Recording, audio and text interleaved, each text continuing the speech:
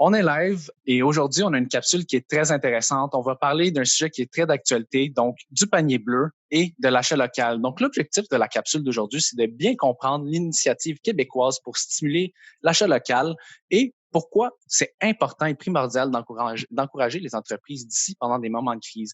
Donc, on reçoit avec nous Henri Desrochers qui va pouvoir nous éclairer un peu plus par rapport à ça. Donc, bonjour Henri. Salut Rémi, ça va bien? Ça va très bien, merci Henri. Donc Henri, juste nous parler un peu de ton background pour pouvoir en fait nous éclairer par rapport à tout ça.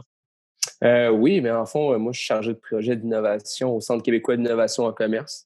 Notre but, c'est vraiment d'accompagner, c'est une initiative du ministère de l'Économie qui est d'accompagner les commerçants à connecter avec le système des technologies d'information.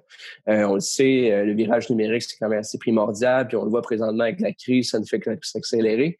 Et par exemple, les deux écosystèmes souvent ne se parlent pas. Donc, nous, on connecte avec les solutions technologiques qui se font québécoises pour pouvoir propulser le commerce de détail des Québécois. Donc, ça, c'est un peu mon background. Après ça, pour l'achat local, si tu veux qu'on entende déjà dans le sujet présentement, nous, on travaille beaucoup justement avec les municipalités, la ville, les regroupements aussi de détaillants pour pouvoir les aider justement dans cette période-là. Ça a vraiment mis présentement un rôle sur le commerce. Et donc là, présentement, les détaillants, les commerçants sont retrouvés à être 100% en ligne. Donc, beaucoup n'étaient pas prêts à ça.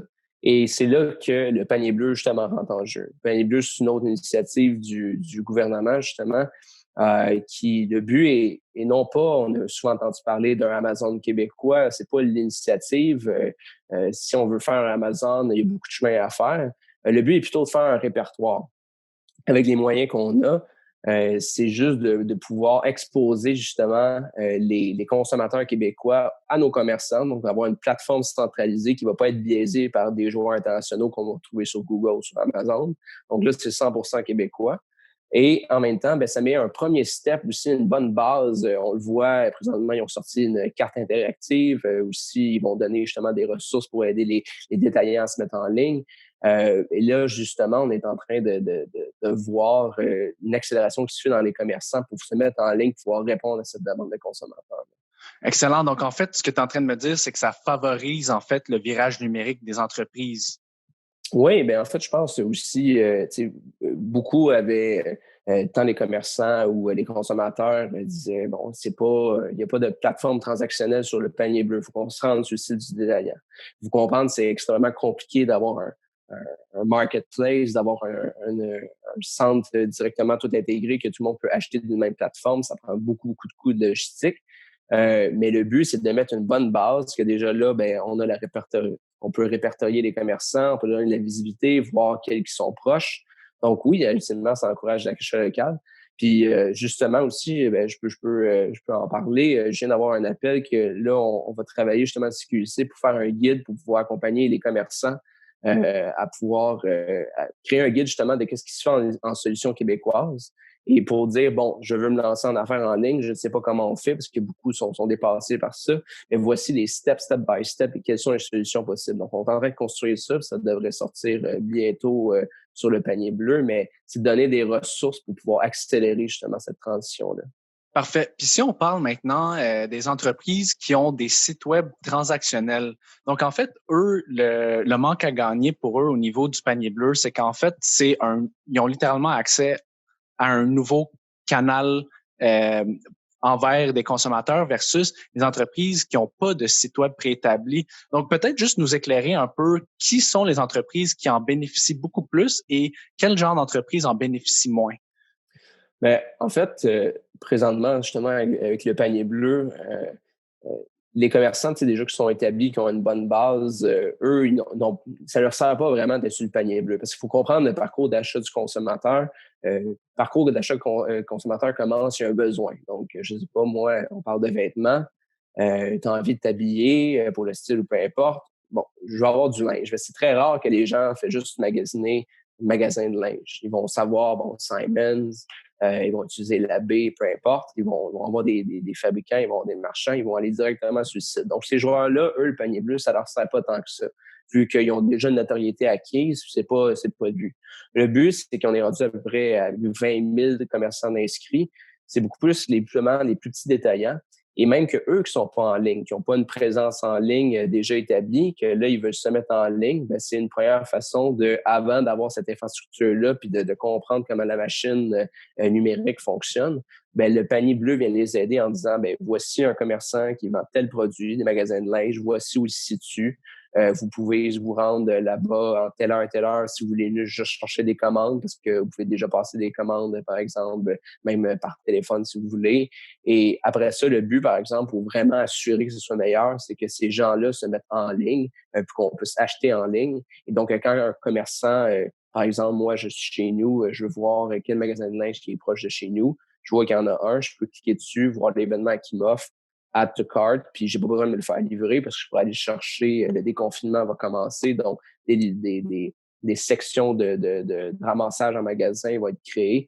Donc ça va être vraiment utile pour ces petits commerçants-là, que c'est là qui ont le plus grand besoin présentement. Parfait. Puis en fait, le panier bleu, comme tu as dit, donc c'est un répertoire. On ne peut pas acheter directement à partir du panier bleu, c'est ça? Exact. Parfait. Est-ce que, dans le fond, ce répertoire-là fit avec la méthode de consommation des individus d'aujourd'hui? Ben, tu sais, les répertoires, on a pu le voir, c'est un peu dépassé. Tu sais, les pages jaunes, par exemple, un répertoire était mis en ligne. Bon, ils ont fait leur transformation numérique. Avant, c'était en bottin, donc je cherchais garage, j'allais voir dans le page jaune, voilà. Après ça, c'était rendu sur en ligne, donc je pouvais aller chercher en ligne et voir. Présentement, il y a tellement d'outils qui ont été développés depuis ce temps-là, tellement de meilleures expériences pour le consommateur que le répertoire devient un peu désuet. Euh, Comme je repars encore avec l'expérience consommateur, si je continue, les gens ont un besoin, soit ils vont directement sur leur site qu'ils connaissent déjà, soit par différentes formes, ils vont être exposés à de la publicité ciblée, qui vont voir qu'ils cherchent un magasin de linge. Moi, je suis un commerçant, je vais mettre de la publicité sur Internet. Moi, je vais recevoir une publicité, voir que la boutique ABC à côté de chez nous offre tel produit, ça m'intéresse, je clique. Donc, c'est maintenant rendu vraiment les deux parcours d'achat principaux. Aller sur un répertoire, présentement, il y a 20 000 détaillants. Bon, c'est commerçants, c'est super bien. Si par contre, je sais pas moi là-dedans, il y a 10 qui sont dans la mode, ben déjà là, c'est 2000 détaillants qu'il faut que je passe un à un et que j'aille sur le site, voir les produits revenir. Donc, des fois, justement, le problème du panier bleu va résider là-dedans, c'est que l'aspect répertoire va être plus désuet. Par contre, ce qui va être plus intéressant, c'est l'aspect carte interactive qu'ils ont introduit une semaine. Ça, ce qui me permet, c'est que, par exemple, moi, si je suis en période de confinement, là, ça va commencer à dégeler, mais quand même, les gens sont plus réticents à aller magasiner. Ça va pas revenir. Par contre, le panier bleu, ce qu'il peut offrir, c'est de dire, bon, ben, voici ça photo de chez nous. Ah, mais je vois, je peux classer par magasin de linge. Là, il me le ressort directement, c'est quoi les magasins de vêtements qui ont proche de chez nous. Ben là, je peux cliquer, voir c'est quoi les produits. Et là, si j'ai vraiment envie, ben là, je peux soit l'acheter, me le faire livrer ou l'acheter, le ramasser en magasin. Donc, c'est s'assurer que chaque période, chaque parcours d'achat est répondu et pas juste se laisser justement avec un répertoire parce que souvent, le consommateur, quand il est devant un répertoire, il va te laisser un peu à dépourvu, il va cliquer, il va voir la liste, puis s'il n'est pas magasin en ligne, ben son besoin n'est pas comblé, puis il doit trouver une autre alternative. Donc, il faut vraiment simplifier le parcours d'achat. Parfait. Donc, cette initiative québécoise, donc le panier bleu, a vraiment été initiée pour stimuler l'achat local. Donc, Henri, j'ai besoin que tu m'aides à tracer la ligne. Où est-ce qu'on trace la ligne de ce qu'est l'achat local? Ben, tu sais, l'achat local, justement, il y a plusieurs complexités. Bon, encore là, si je veux acheter un morceau de linge, bon, il y a le fabricant et il y a le détaillant. Si on résume simplement. Il peut y avoir un détaillant, justement, qui est québécois, fait que la boutique du coin. Il peut y avoir un détaillant qui est américain, fait que un Amazon, par exemple. Le produit, après ça, peut être québécois. Donc, si j'ai vraiment un styliste, un fabricant qui a sa boutique, qui fait son vêtement à lui, c'est 100% local. Sinon, je peux avoir aussi un détaillant, le magasin du coin québécois, mais qui vend un produit américain. Donc là, après ça, ça devient une question d'éduquer le consommateur sur chaque étape du parcours d'achat, où l'argent va. Parce que quand on parle d'achat local, vraiment, ultimement, l'objectif, c'est quoi? C'est que l'argent reste ici. Chaque dollar que je reçois, c'est qu'il est réinvesti dans l'économie d'ici, que ça n'en aille pas ailleurs et qu'il y a des pertes. Donc, par exemple, ça ne veut pas dire que si je m'en vais au magasin du coin, et que j'achète un produit qui est américain, ben là, généralement, c'est des marges de 10 ou 20 que le détaillant québécois va garder. Donc, sur le dollar investi, il va rester 10 ou 20 sous.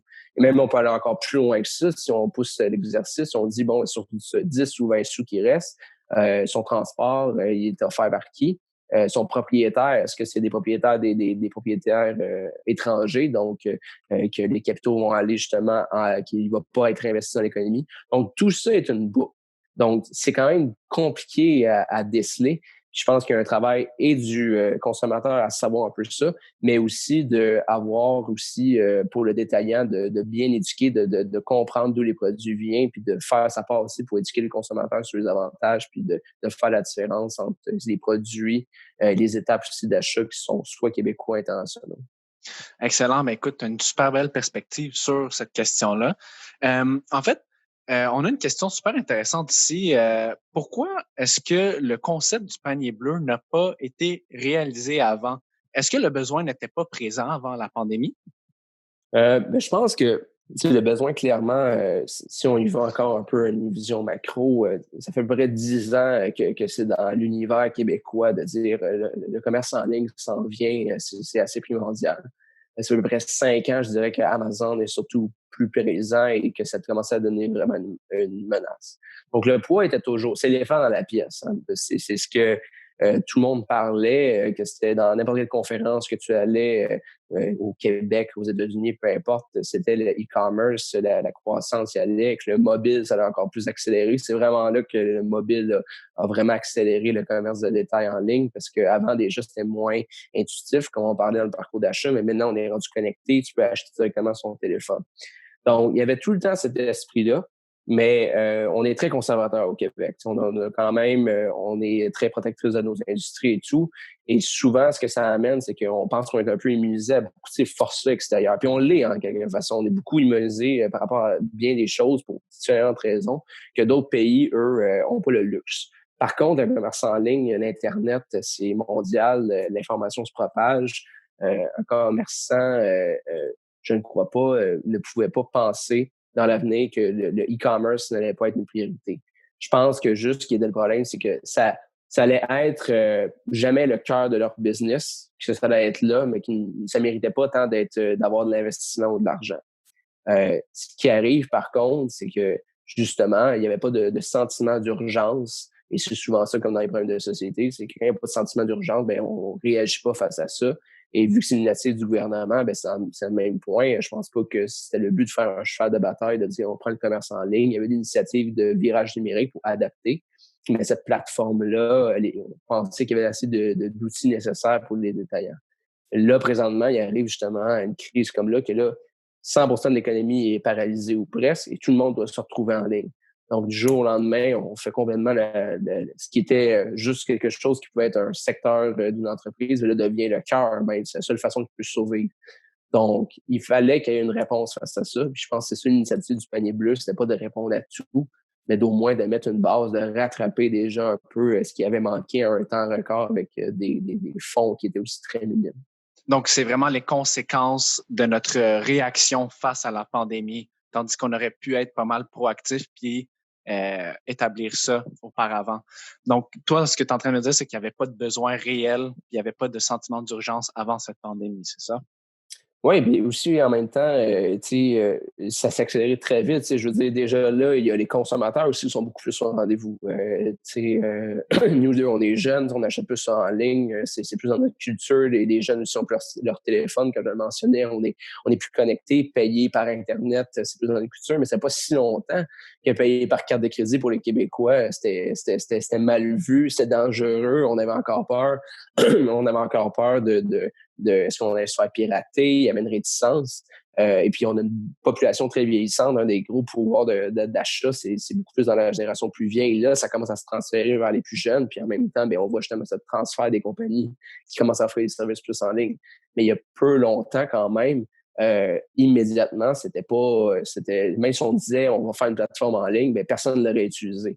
Parce que d'une part, les plus vieux ne l'utiliseraient pas parce qu'ils n'utilisent pas le commerce en ligne. Puis les plus jeunes, ils utilisent déjà leurs produits, ils sont déjà adaptés, leur parcours d'achat est déjà wired, est déjà fait, fait qu'ils vont pas commencer à changer leurs habitudes à cause de ça.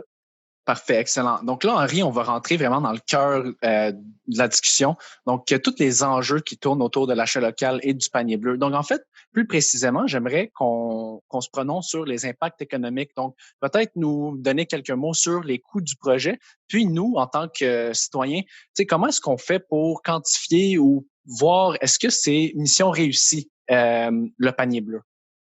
Ben, présentement, c'est une mission réussie, c'est sûr, vu que on a un conseil d'administration qui est pas payé, qui font ça Ça, c'est bénévolement. un OSBL, je pense. C'est ça, le panier Oui, bleu? exact, exact. Et donc, c'est des gens justement qui ont mis un temps record, tu sais, pour faire ça. Ça a été une réponse quand même assez vite.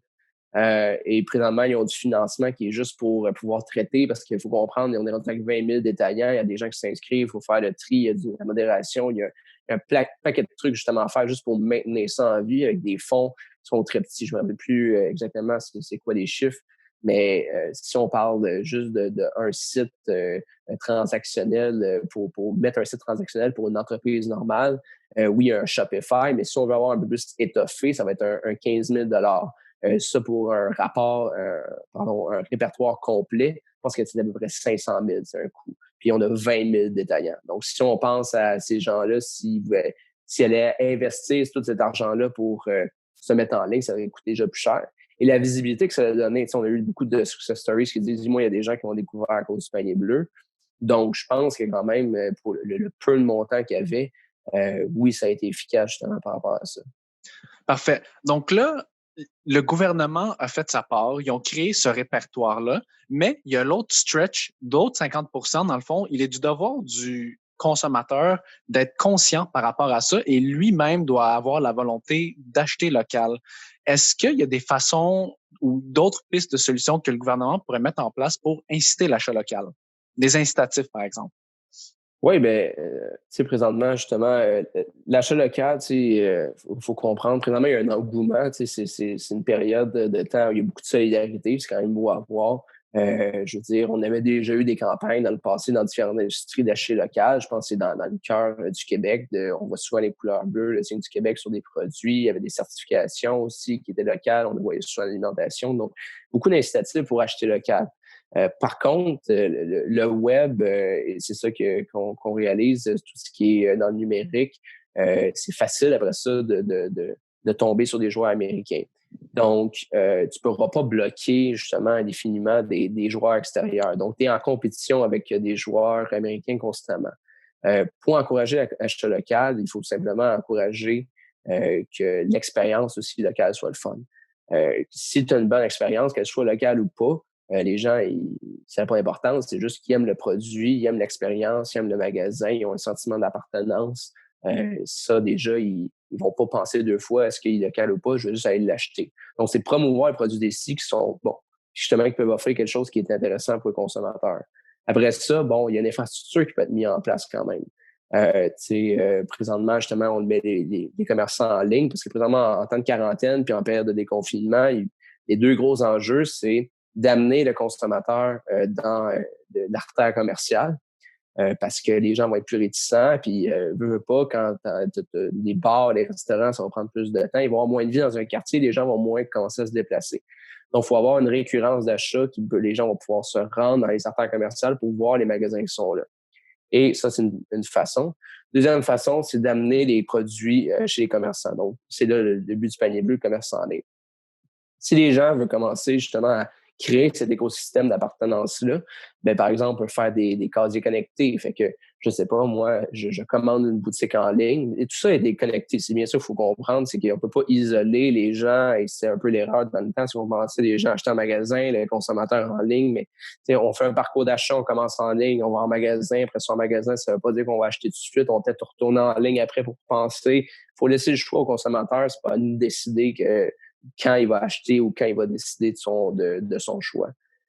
Donc, par exemple, il peut faire une boîte de commerce, une boîte de ramassage dans les rues. Donc, je sais pas, moi, j'habite dans Laurier. Je suis à la rue Laurier-Ouest.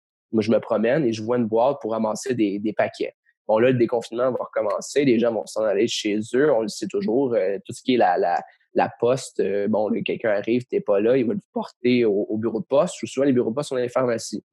Présentement, je pense pas que les gens vont vouloir faire la queue pour aller dans une pharmacie. Les gens ont plus peur.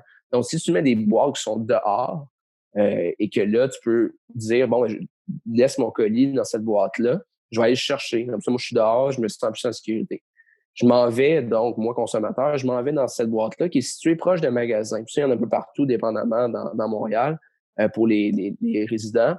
Et donc, là, je peux me rendre là-bas. Et ça, c'est un achat récurrent parce qu'on commande souvent par Internet. Il va tout le temps revenir à cette même boîte-là. Quand j'arrive à cette boîte-là, ben, je pourrais avoir un beacon Bluetooth il me donne une notification qui me dit, par exemple, un magasin à côté, il détecte que, je sais pas, moi, j'aime chercher pour des produits en vrac et il y a un magasin qui offre des spéciaux produits en vrac, tu peux aller là-bas. Ben, déjà, je suis là. Donc, j'ai pas besoin de me rendre. Donc, c'est déjà plus facile. C'est un moyen très facile d'aller chercher le consommateur pour qu'il se rende dans un magasin versus d'autres moyens de mettre de la pub en ligne et tout, parce que souvent, on est tellement rendu exposé, ces moyens-là sont moins efficaces. Donc, il faut trouver des nouveaux moyens pour parler aux consommateurs. Je pense que ça prend vraiment un maillage, une mutualisation, justement, que c'est de l'aide de mettre une infrastructure gouvernementale qui vont mettre des infrastructures en place pour aider les commerçants.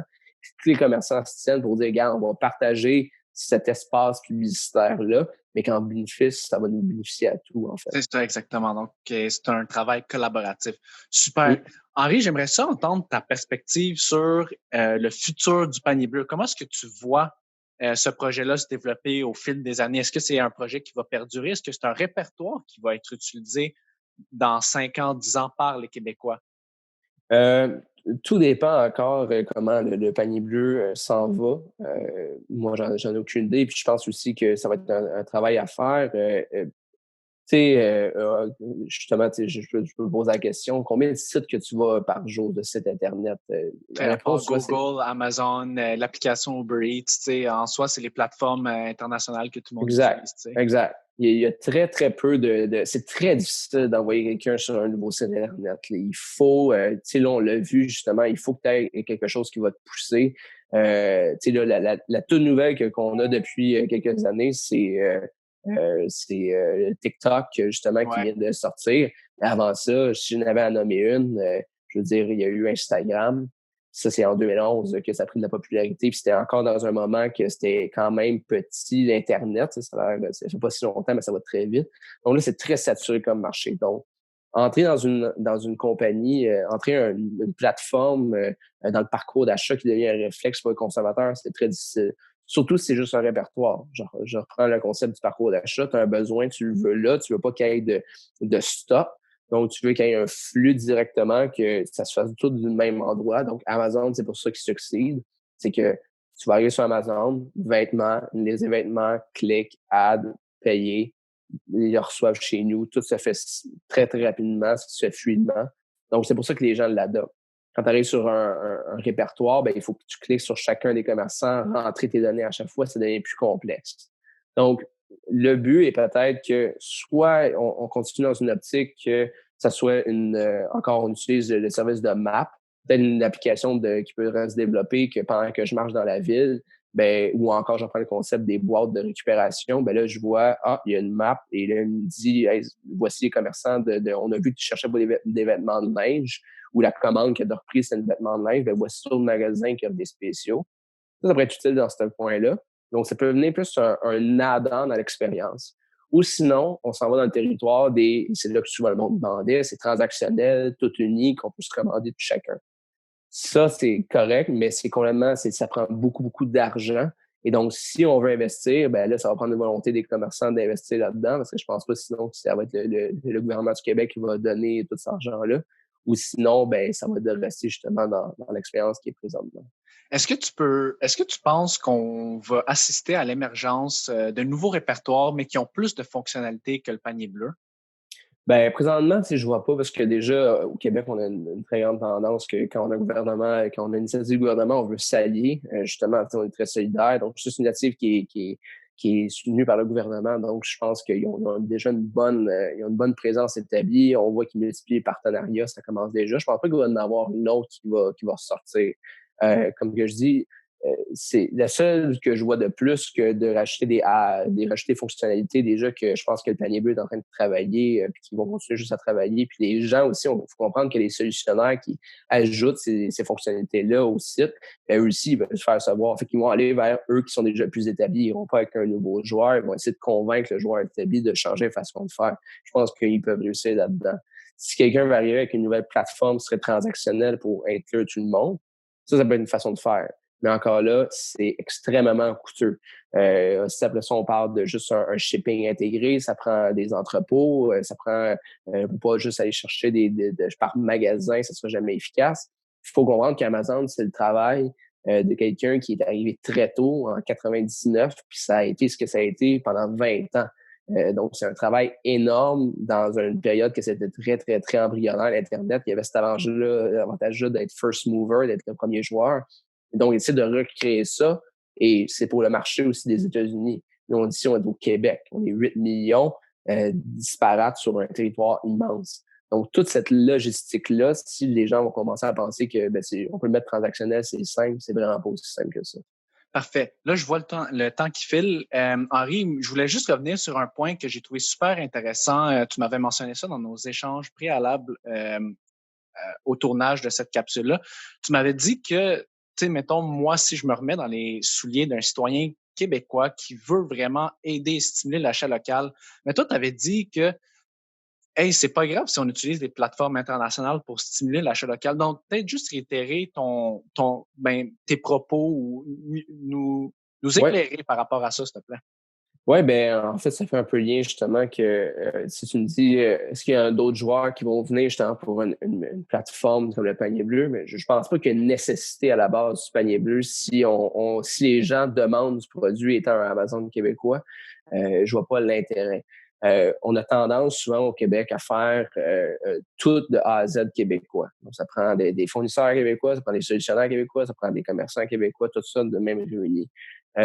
Comme je dis, tout est connecté. Il ne faut pas commencer à penser que si on met tout québécois, Facebook n'existera plus et voilà. On a toujours eu ça. On a essayé de faire un Netflix québécois, on a essayé de faire un Facebook québécois, on a essayé de faire tout ce qui se faisait aux États-Unis, mais au Québec. Le problème de ça, c'est que si je prends un Facebook, juste pour illustrer l'exemple, Facebook, le but, c'est de connecter des gens. Plus que de gens, mieux que la plateforme est. Il y en a plein de compétiteurs à Facebook ou plateforme. On en parlait tantôt. TikTok, c'est la seule qui est survenue parce qu'ils ont réussi à faire ça, mais c'est très difficile à faire un réseau social parce que s'il n'y a pas de monde, c'est quoi l'utilité de là-dessus? Même chose pour un magasin. Un Amazon, ce qui est le fun, c'est que je peux avoir quasiment tout. Donc, quand tu es consommateur, c'est un one-stop shop. Je vais là-dessus. J'ai tout. Si tu es juste un Amazon québécois avec juste des produits québécois, on revient au concept d'achat local. Dans l'alimentation, on peut le voir très bien, 60% des produits ne viennent pas d'ici. Donc, il y a des produits que tu ne peux pas acheter localement, ça ne se fait pas. Donc, il faut des achètes ailleurs. Si on va dans ce monde de concept local, de plateforme locale avec des produits locaux, éventuellement, il faudra que j'aille ailleurs de toute façon. Donc, ça ne sera jamais capable de combler tant ces désirs-là. Moi, je pense que si, en tant que commerçant, je veux me distinguer, ce serait d'utiliser les plateformes qui sont déjà établies, que les gens, dans leur parcours d'achat, utilisent, donc Facebook, les Amazon, Google, et d'utiliser ces plateformes-là, c'est l'approprier, bien les comprendre, d'éduquer les commerçants à c'est quoi les outils qui sont déjà à disposition, de comprendre le travail qu'il y a à faire, parce que c'est pas juste de créer un site et voilà, il y a tout un business model à créer. Ouais, c'est ça, exact, à faire.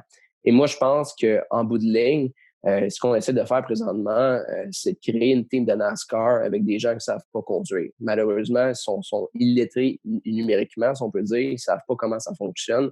On ne va pas juste leur dire, voici, on va créer une plateforme et voilà, vous allez être propulsés, vous allez pouvoir vendre en ligne.